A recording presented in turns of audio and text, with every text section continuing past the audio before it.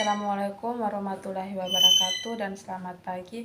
Perkenalkan, nama saya Tirsa Yuliani saya dengan NPM 073522111164 kelas IF 4. Saya dari Prodi Informatika. Saya di sini mau membuat video yang dimana diberikan tugas oleh Bapak Khairil untuk membuat seminar tentang algoritma dan struktur data. Baik, Langsung saja bab 1, algoritma dan struktur data, struktur dasar C++ dan contoh C++. Algoritma. Algoritma adalah suatu langkah atau metode yang telah direncanakan secara matang sehingga terurut dan terorganisir dengan baik dan biasanya digunakan untuk memecahkan suatu masalah dengan memberikan suatu instruksi sehingga menjadi suatu tindakan. Struktur data. Struktur data adalah cara menyimpan dan mengatur data secara terstruktur pada sistem komputer atau pangkalan data atau database sehingga lebih mudah diakses. Lanjut bab 2, variabel dan konstanta.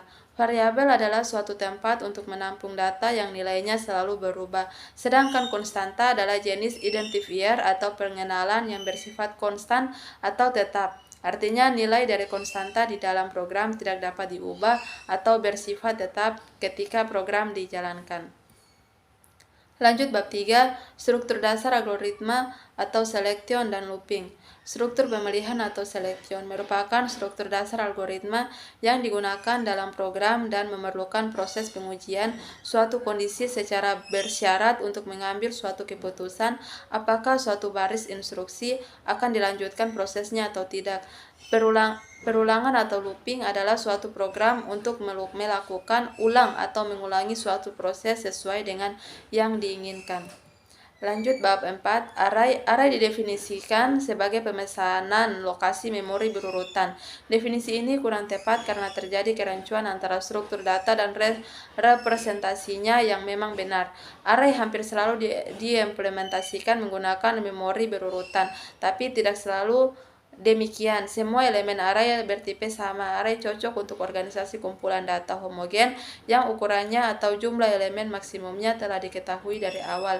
Lanjut bab 5, pointer. Pointer yaitu variabel yang berisi atau menyimpan alamat memori dari sebuah variabel lain atau pointer. Dapat diartikan sebagai variabel yang menunjukkan ke sebuah alamat memori dari sebuah variabel lain.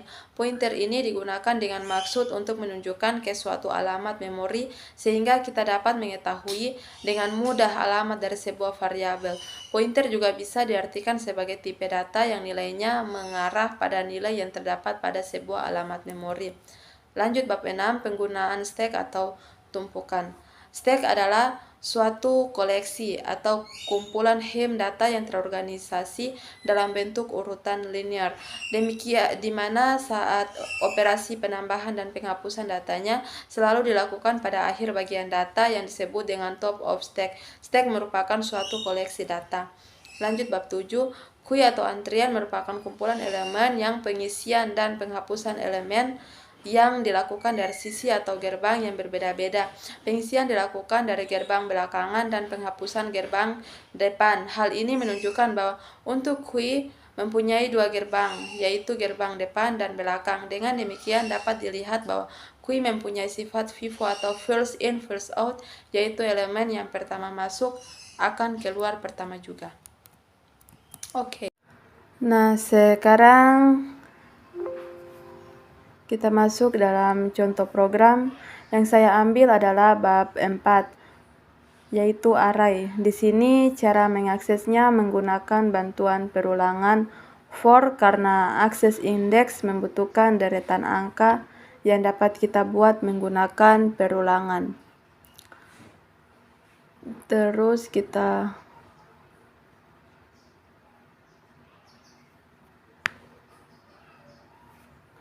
setelah